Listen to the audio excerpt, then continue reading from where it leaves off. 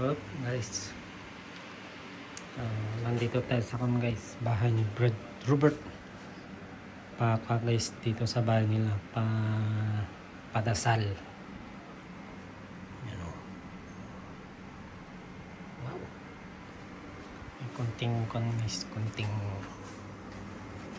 kain. Yan o. Tambong. Pansit special. Pansit special guys. And ang luto ni Ate May, carbonara. Wow. Carbonara. At ang view nila dito sa likod ay sa taas pala. Oh guys, so, ganda ng sun.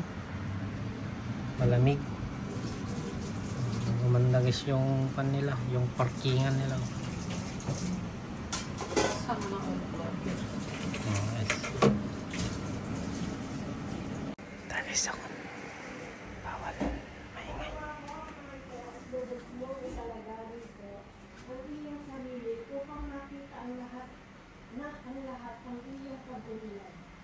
Maging maingat ka sa iyong pagkilos at pagtutulong.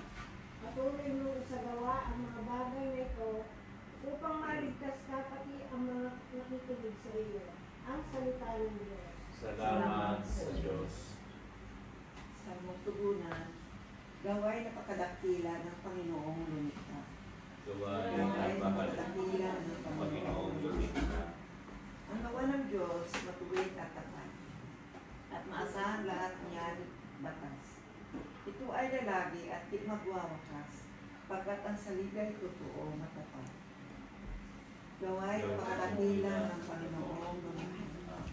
Kaligtasan ay dulot sa mga nanira, may pinangakong walang hanggang kitang.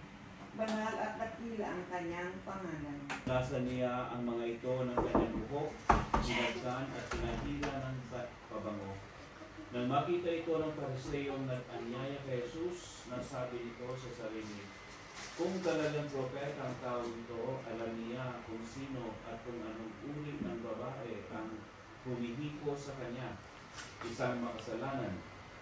Bilang tugon sa iniisip ni Simon, sinabi ni Jesus, Simon, may sasabihin ako sa iyo.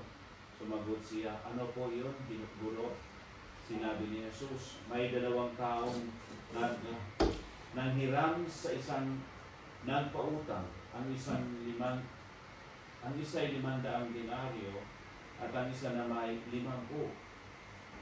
Nang hindi makabayad, pareho silang pinatawad.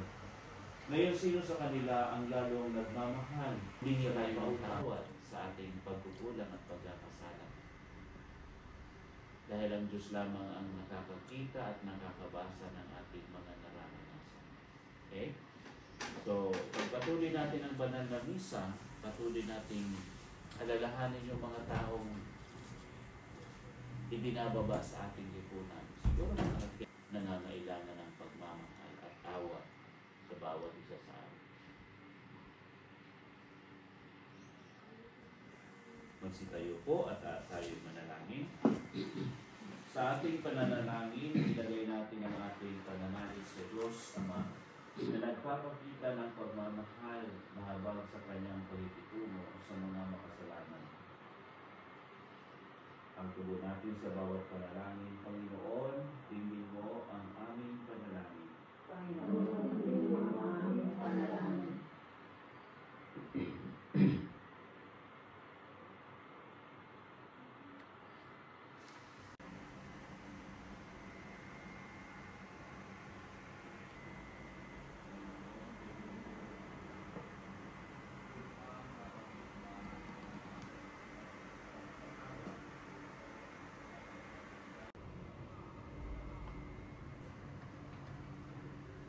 Bahin ang banal mong ngalan ay magdamit ng kadagdagat mong kasiyahan sa walang hanggan.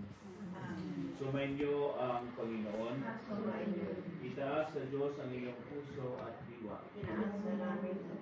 Masalamat sa salitang katuwang mo at kapiling, ang lahat ng umiiral ay iyong likhain.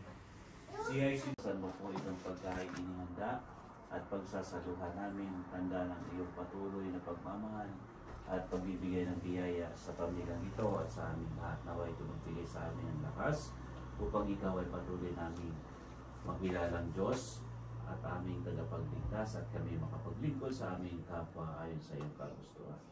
Niling namin ito sa ngalan ni Jesus na aming Panginoon. Amen.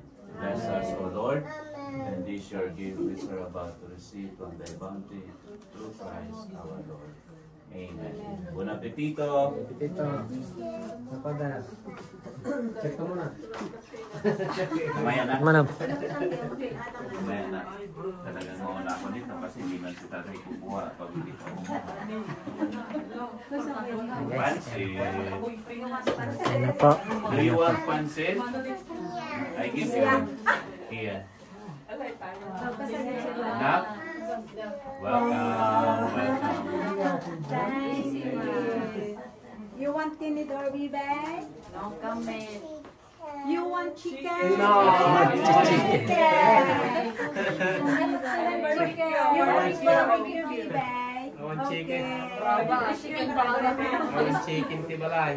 Always magamit na the chicken talaga na. Kanak kinal talaga mga chicken di balay dahan. Wow. Barbecue baby, on chicken. More?